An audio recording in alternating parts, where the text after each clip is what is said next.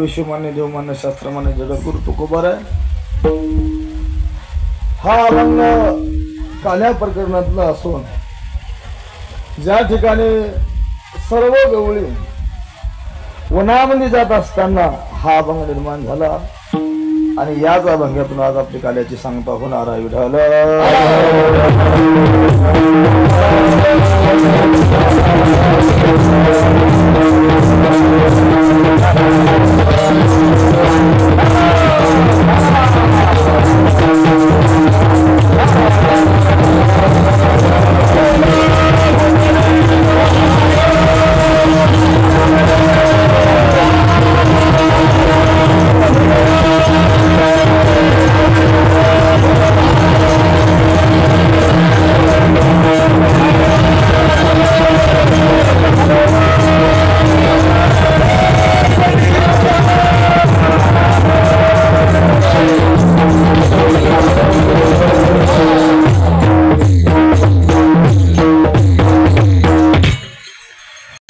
ज्ञानगंगा नामगंगा आणि ज्ञानगंगा सातत्यानं आपण सर्वजण श्रवण करत आहोत आणि आज त्या संपूर्ण या कार्यक्रमाची सांगता सर्व आयोजनच्या सर्व साई समितीचे कार्यकर्ते आदी करून पिंटू भाऊ अध्यक्षपदी असताना सर्व त्यांचे सोंगडी घेऊन या ठिकाणी हा भव्य दिव्य या ठिकाणी मंडप उभारला आणि या मंडपाला धर्म मंडप असं या ठिकाणी म्हणतात. या धर्म मंडपातून कोणाची निराशा आतापर्यंत झाली नाही. ती नाही झाली कोणाची निराशा याच काशी कृपेवंशी. इथं सज्जन या दुर्जन या कपटी या चांगले या पण इथं कोणीच वाया गेलं नाही. नाम घेता वाया गेला कारण या मंडपातून कोणी वापस जात नाही. कुठल्याही काला आता पंगत चालू असताना काही पिणारे माणसं आले त्याला सुद्धा याने हाणून दिलं नाही, उलट बसवलं, चांगल्या जागेवर बसवलं आणि स्वतः कार्यकर्त्याने दखल घेतली त्याला वाढण्याची. कासाठी हे जर उठून जाईल पुढे जाऊन गलबला करेल म्हणून दखल घेतली. सर्वांची दखल घेतल्या जाते त्याला धर्म मंडप म्हणतात.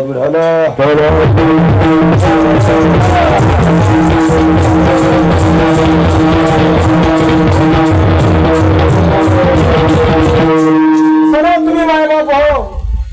आपण गेले 7 दिवसापासून त्या भगवंताचं नामचिंतन करत आहोत आणि सर्व आता या ठिकाणी 1:30 वाजला आणि 2 वाजता आपल्याला काल्याच्या सांगता करून सर्व गोकुळात आले पण गोकुळाचे आदिदेव आले. आल्याबरोबर 8 वर्षाची प्रतिमा झाली आणि आपल्या आईला म्हणजे आई मध्ये ही गोकुळाला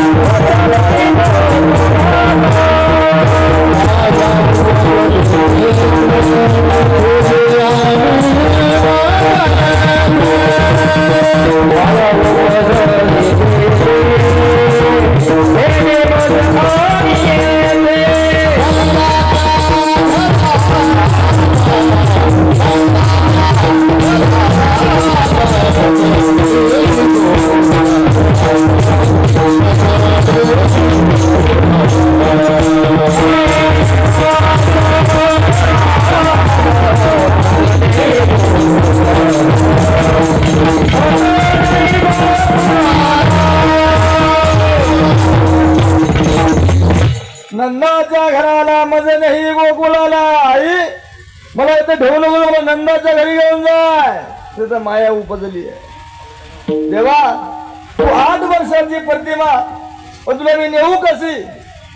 अरे आम्ही बंदी खाण्यात आहो, या कारागृहामध्ये आहो. तो आईला सांगला, आई चिंता करू नको, मी देव आहो देव. माझ्या सत्य वेदाशी बोलणे, माझ्या सत्य सूर्याशी चालणे. आई माझ्या हलविद्या सर्व जगाचा चालिता मी आहो, तुला अजिबात चिंता करायचं काम नाही. आणि देव 8 वर्षात लहान झाले, नुकते जन्मनासारखे झाले. त्या बाळाला आईनं टोपल्यात टाकितलं आणि वसुदेवानं उचलल्यानंतर पायीचे बंधने गळती.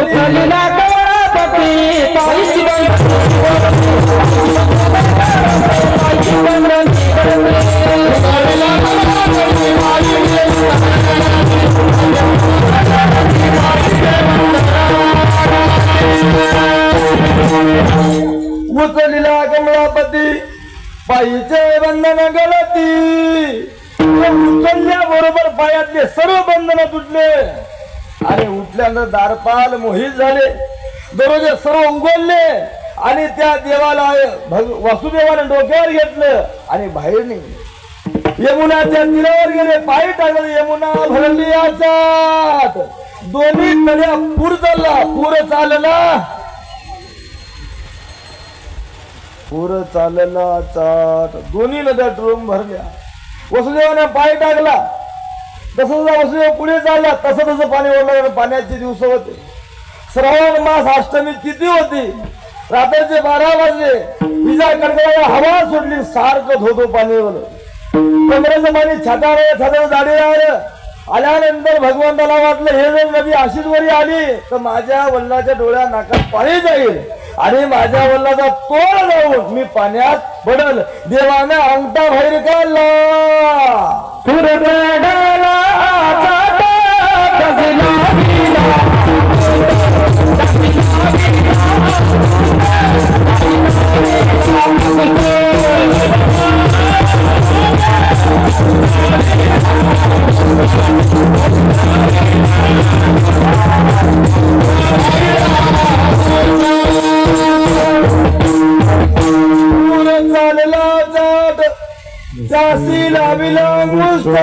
देवानं पायाचा अंगठा केला. देवा यमुना प्रगट झाली. देवा तुम्ही आले, मी भाग्यवान आहो.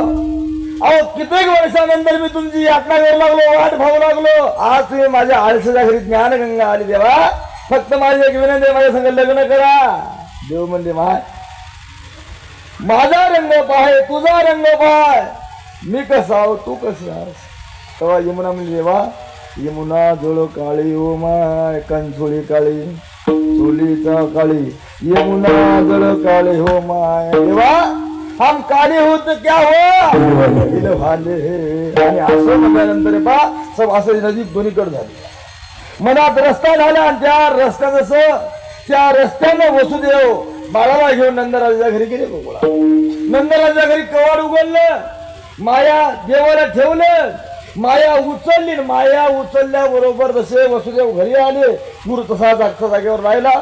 दरवाजे लागले, दारपाळ सगळे जागेवर उठले, पायाचे बंधन लागले. माया करी अकंत नामा मने फुटले जुले. माया अकंत म्हणजे रडू लागली. 8वा जन्मला, 8वा जन्मला, 8वा जन्मला, 8वा जन्मला. सर्व लोक बोलू लागले. लेकरू जन्मलं, लेकरू 8वा जन्म. कारण 8वा शत्रू होता. भागवतात कथा ऐकत हा नेहमीच आता ऐकायले. 8वा शत्रूला पण खडग घेऊन अंगावरही धावला, खडग घेऊन येऊ लागला. आल्याबरोबर जी 9 वर्षाची प्रतिज्ञा होती, त्या मुलाला उचललं, घरे घरे फिरलं, आता मारणार. तितक्यात मायाश्री काय म्हणे, तुझा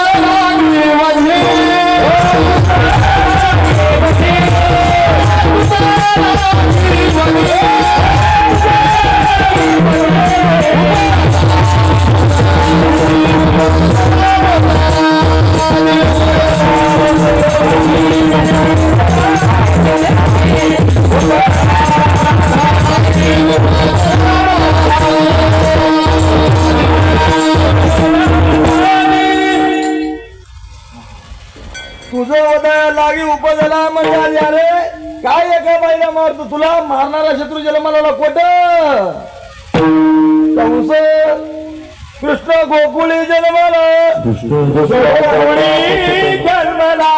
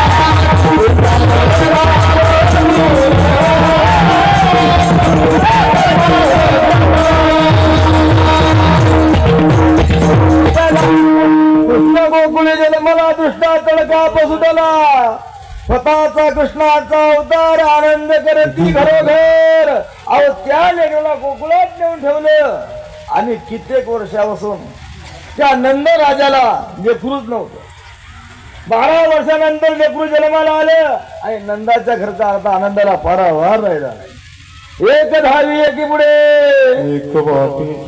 ताटी वाटी सुंद बडे गवळ सांगे गवळीला पुत्र झाला यशोधरा अहो सगळ्या गवळणी एकोणीला सांगू लागल्या का गुड्या तोरणे तोरणे करती कथा गाती गाणी नंदाच्या घराला मजून गोकुळ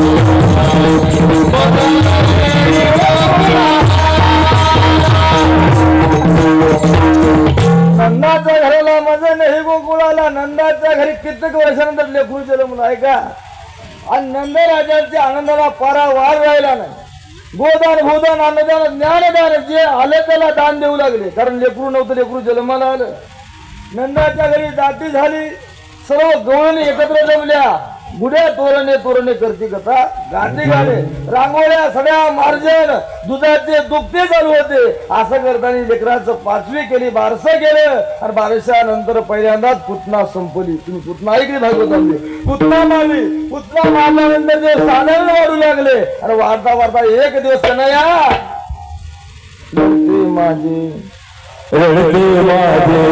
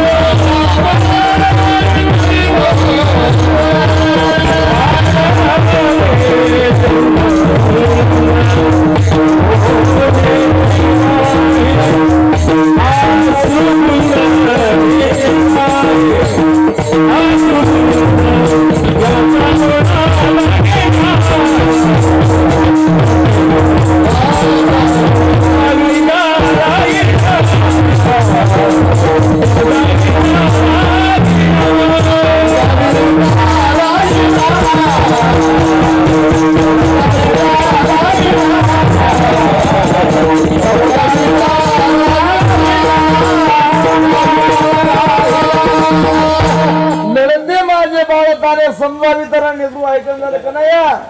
दही खातो का, लोणी खातो का, दूध खातो का, ताक खातो का? नाही. आई काहीच खात नाही. लढू लागलं का? काही रही लागू लागली. घम घम करते फिरते. आई रहीला, आई मला ते नको, मला ते दे. आई म्हणली दोन्ही घे. नाही ते दे. ताक घे. नाही ते दे. म्हणजे आता दही घे. तरी घम घम करते फिरते. अरे घुम घुम आवाज येऊ लागला. आई म्हणली देवा अरे काहीतरी सांग पण लढू नको.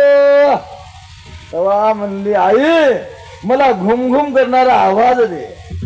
मला हे घुम घुम करणारा आवाज द्याय जमत नाही. हे फक्त मनातच फिरत असते.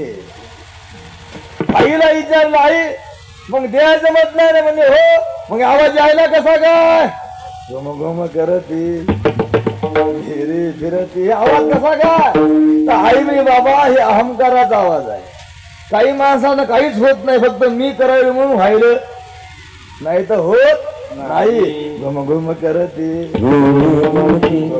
फिरते. अरे फक्त अहम बस मी करायलो मयामुळेच व्हायलं अन्यथा होत नाही. आई ते दे. हा म्हणजे मी पणा.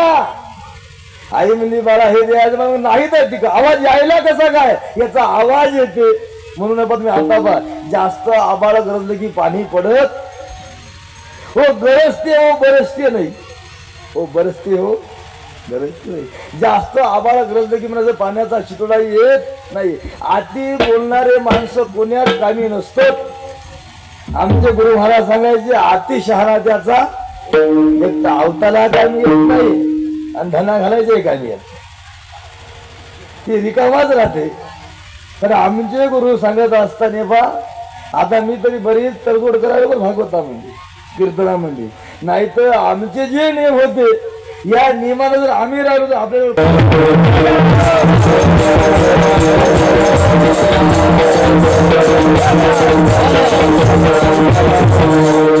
विठ्ठल टाळ विठ्ठल दिंडी विठ्ठल तोंडी उच्चार. वास्तविक पाहता भजनीय टाळाच्या घड्याही मारत नाही तर मया मारल्या सकाळी मारल्या की नाही सकाळी.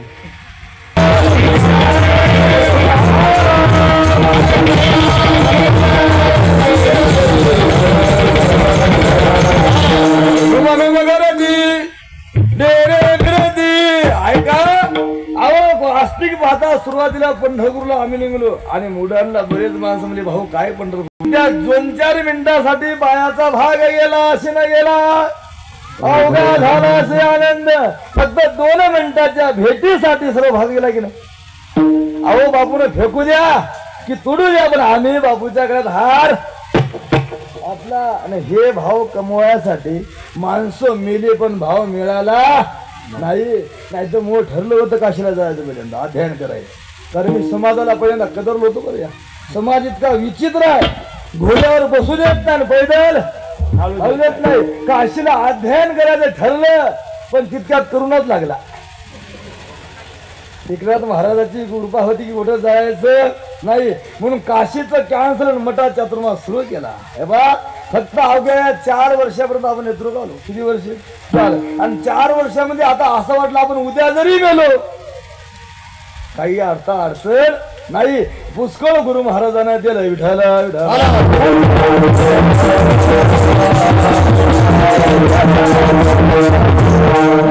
प्रेमासाठी तरसाई ऐका आता वास्तविक पाहता अमृत मी चहामुळे उलट्या गेल्यावर तरी मी चहाला नाही म्हणलो. उलट्या गेल्या की नाही उलट्या?